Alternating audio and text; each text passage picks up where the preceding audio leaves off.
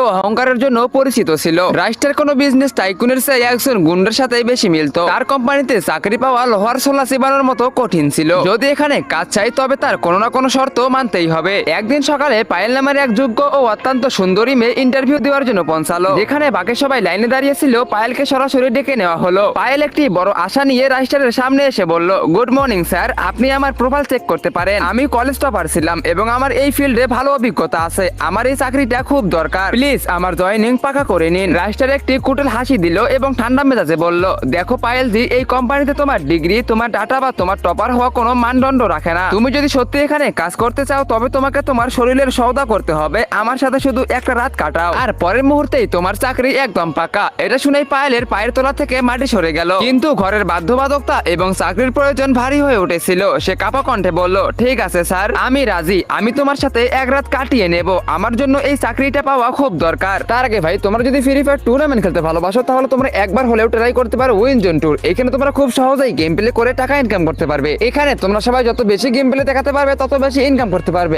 আর যদি তুমি game play দেখাতে না পারো তাহলে তোমরা এখানে লস্ট উইন ম্যাচ খেলে ইনকাম করতে পারবে। তো ভাই আর কিসের দেরি, টিকটক থেকে দেখে থাকলে টিকটকের বায়োতেও লিংক পেয়ে যাবে এবং ইউটিউব থেকে দেখে থাকলে ইউটিউবের বায়োতে লিংক পেয়ে যাবে। তাছাড়া যে কোনো ব্রাউজারে গিয়ে লিখে সার্চ করো উইন জোন ট্যুর। তারপর রাইস্টার বলল, খুব ভালো, তাহলে আর দেরি কিসের, চলো আমার সাথে। পায়েল ভারী কদমে রাইস্টারের পেছনে পেছনে কোম্পানির ভিতরের অংশের দিকে এগোতে লাগলো। তারা সিঁড়ি বেয়ে উপরের তৈরি এক প্রাইভেট রুমে পৌঁছালো। রাইস্টার বিছানায় উঠে পায়েলকে নিজের কাছে ডাকলো এবং বিছানায় শুয়ে পড়লো। অসহায় ও বাধ্য পায়েলও তার পাশে গিয়ে শুয়ে পড়লো। কিছুক্ষণের মধ্যেই ঘরের দৃশ্য বদলে গেল। বন্ধ ঘরের ভিতর থেকে উঠতে থাকা সেই আওয়াজ। এই গল্পটি রিয়ার, যার উদ্দেশ্য ছিল ইস্পাতের মতো শক্ত, কিন্তু পরিস্থিতি ছিল খুবই লাজুক। রিয়া এমন একজন ছাত্রী ছিল যার যোগ্যতা ও কঠোর পরিশ্রমের চর্চা পুরো কলেজে ছিল। রিয়া প্রতিদিন কলেজে যেত এবং পুরো মনোযোগ দিয়ে বসে পড়াশোনা করত। যেখানে বাকি শিক্ষার্থীরা আনন্দ মজা করে সময় কাটাতো, সেখানে রিয়া ফাঁকা পিরিয়ডেও শান্ত হয়ে বসে নিজের বইয়ে মগ্ন থাকতো। তার এই নিষ্ঠার ফল ছিল যে সে প্রতি বছর পুরো কলেজে টপার হতো। তার শিক্ষকদের তার উপর পূর্ণ বিশ্বাস ছিল যে এই মেয়েটি তার পরিবারের নাম অবশ্যই উজ্জ্বল করবে। তো গাইস, এরপর কি হতে চলেছে যদি তোমরা সবাই সেটা দেখতে চাও তাহলে অবশ্যই ভিডিওতে লাইক করে কমেন্ট বক্সে কমেন্ট করো